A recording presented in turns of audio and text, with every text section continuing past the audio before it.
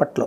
ఏది ఆడవాళ్ళను కూడా ఎత్తుకెళ్ళి అత్యాచారాలు చేస్తే ఇళ్లల్లో పెట్టుకుని వాళ్ళకి మోజు తీరాక వదిలేసేటువంటి, చివరికి పోలీసు భార్యను కూడా పట్టుకుపోయినటువంటి రాక్షసత్వంతో కూడినటువంటి అంశాన్ని చివరికి హీరో అయినటువంటి రవితేజ వెళ్ళి కాపాడడం, ఇలాంటివి జరుగుతాయా నిజ జీవితంలో అనుకుంటాం. కానీ పశ్చిమ బెంగాల్లో జరిగింది అదే.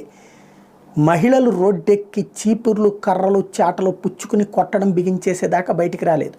అక్కడ ఉన్నటువంటి తృణమూల్ కాంగ్రెస్ నాయకుడు చేసినటువంటి అరాచకాలు, ఆ మధ్యన ఈడీ దాడికి వెళ్తే ఈడీ మీదకి జనాల్ని ఉసిగొల్పి కొట్టించినటువంటి ఒక రాక్షస జాతికి చెందినటువంటి వాడు అక్కడ ఉన్నటువంటి బంగ్లాదేశ్ నుండి వచ్చినటువంటి వాళ్ళకి ఓటు హక్కులు కల్పించి వాళ్ళందరినీ తన చుట్టూ రక్షణ పెట్టుకుని అక్కడున్న హిందూ ఆడపిల్లల్ని రోజు పట్టుకుపోయి తృణమూల్ కాంగ్రెస్ కార్యాలయంలోనే అత్యాచారం చేస్తూ వాడికి మోజు తీరే వరకు హిందూ మహిళల్ని, ఈవెన్ పెళ్ళైన అమ్మాయిల్ని కూడా పట్టుకెళ్ళి అత్యాచారాలు చేసి వాడుకుని వదులుతున్నటువంటి దౌర్భాగ్య పరిస్థితుల మీదన ఇప్పుడు విషయం వెలుగు